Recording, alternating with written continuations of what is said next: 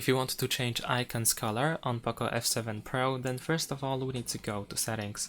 Then in the settings we can scroll down a little bit and go to personalization, and then in this place we can go to icons.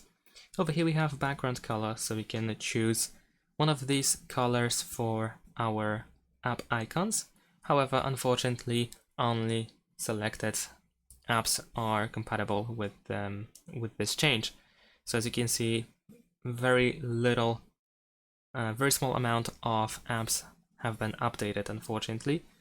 So we can actually use something else, and what I mean by that is we can use, for example, a different theme for our icons. So for example, let's go to the themes, and while of course this is for the whole phone, we can also just pick up icons from a theme. So if you find a theme with cool looking icons that you wish to use, then you can download the theme,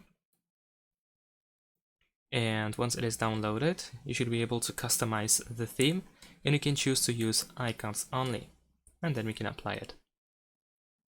And there we go. Now if you go back to the home screen, it looks like this, so definitely much better. And that's pretty much it. Thanks for watching, leave a like and subscribe to my channel, and see you in my next videos. Bye!